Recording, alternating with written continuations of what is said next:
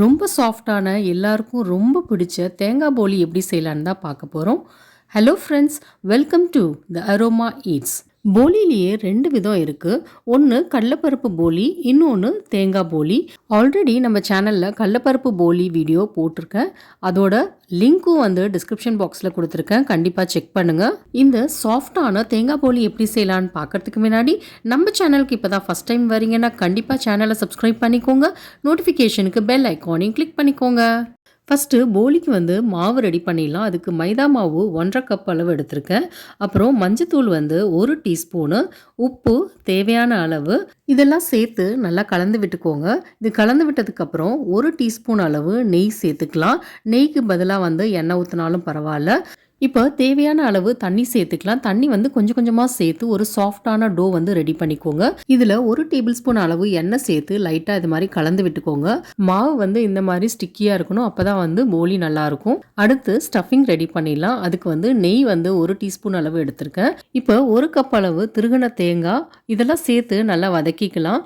அப்புறம் 3 ஏலக்காய் இதில் சேர்த்துக்கலாம் வாசனைக்காக. இதை ஒரு 3 நிமிஷம் லோ ஃப்ளேம்லேயே வச்சு வதக்கிக்கலாம். தேங்காய் நல்லா வாசனை வரும். அந்த அளவுக்கு வதக்கினா தான் நல்லாயிருக்கும். அடுத்து 3/4 கப் அளவு நாட்டு சர்க்கரை சேர்த்துக்கலாம். நாட்டு சர்க்கரைக்கு பதிலாக வெல்லத்தை பொடியாக நறுக்கி அது கூட சேர்த்துக்கலாம். உங்கள் டேஸ்ட்டுக்கு ஏற்ற மாதிரி இது வெல்லம் கூட குறைச்சா சேர்த்துக்கலாம். இப்போ ஒரு பைண்டிங் கொடுக்கறதுக்காக 1 டேபிள் ஸ்பூன் அளவு தண்ணி சேர்த்துக்கலாம். இதை லைட்டாக கலந்து விட்டதுக்கப்புறம் 1 சிட்டிகை அளவு உப்பு சேர்த்து ஒரு 3 நிமிஷம் லோ ஃப்ளேம்லேயே வதக்கிக்கலாம். இதான் கரெக்டான ஸ்டேஜ். இந்த டைமில் அடுப்பு ஆஃப் பண்ணிவிடுங்க. ஸ்டஃபிங் ரெடி ஆகிடுச்சு. ஸ்டஃபிங் இந்த பதத்தில் உருட்டுற பதத்தில் இருந்தால் தான் நம்ம போலிக்குள்ளே வைக்கும் போது நல்லாயிருக்கும். உதிரி உதிரியாகவும் இருக்கக்கூடாது. இப்போ ஸ்டஃபிங் நல்லா ஆறட்டும். ஆறினதுக்கப்புறம் தான் நம்ம போலிக்குள்ளே வைக்க முடியும். இப்போ மாவு செக் பண்ணிடலாம். 1 மணி நேரத்துக்கு அப்புறம் இந்த மாதிரி இருக்கும். நல்லா சாஃப்டாகவே இருக்கும். இதை நல்லா 100 வாட்டி பிசைஞ்சு விட்டுருங்க. இது ஒரு எலுமிச்சம்பழம் சைஸ் எடுத்து இந்த மாதிரி உருட்டிக்கோங்க. கையில் கொஞ்சம் எண்ணெயோ இல்லை நெய்யோ தடவிட்டு உருட்டுங்க. அப்போ தான் கையில் ஒட்டாமல் இருக்கும். போலி போடுறதுக்கு ஒரு பாலித்தீன் ஷீட்டோ இல்லை இலையோ அந்த மாதிரி எடுத்துக்கலாம். அதில் எண்ணெய் தடவி வச்சுக்கோங்க. இப்போ நம்ம உருட்டி வச்ச மாவை இந்த பாலித்தீன் ஷீட்டில் இந்த மாதிரி ஸ்ப்ரெட் பண்ணி விட்டுடலாம்.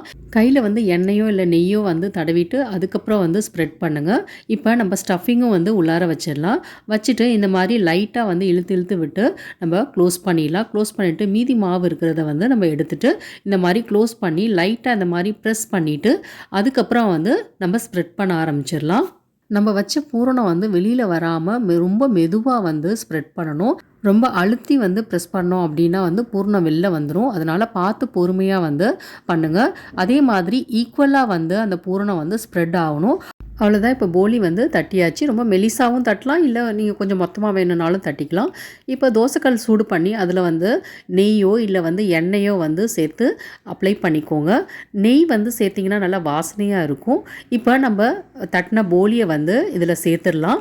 இப்போ இதுக்கு மேலே உள்ள பாலித்தீன் ஷீட்டு ரொம்ப பொறுமையாக எடுக்கணும். இல்லைனா ஒட்டிக்கும், அதே மாதிரி உருவிடும். இப்போ 2 சைடும் இந்த மாதிரி திருப்பி போட்டு எண்ணெய் இல்லை நெய் ஊற்றி லைட் ப்ரௌனு இல்லைனா கலர் சேஞ்ச் ஆகிற வரைக்கும் நம்ம குக் பண்ணணும்.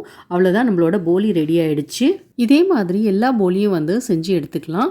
நம்மளோட சூப்பர் சாஃப்ட் சூப்பர் டேஸ்டி தேங்காய் போலி ரெடி. இந்த தேங்காய் போலியை நீங்களும் வீட்டில் ட்ரை பண்ணி பார்த்துட்டு எப்படி வந்துச்சுன்னு கண்டிப்பாக கமெண்ட் பண்ணுங்கள். உங்கள் ஃப்ரெண்ட்ஸ் அண்ட் ஃபேமிலியோட கண்டிப்பாக ஷேர் பண்ணுங்கள். என்னோட சேனலை இப்போ தான் ஃபஸ்ட் டைம் பார்க்குறீங்க அப்படின்னா கண்டிப்பாக சேனலை சப்ஸ்கிரைப் பண்ணிக்கோங்க. நோட்டிஃபிகேஷனுக்கு பெல் ஐக்கானையும் கிளிக் பண்ணிக்கோங்க. தேங்க்யூ.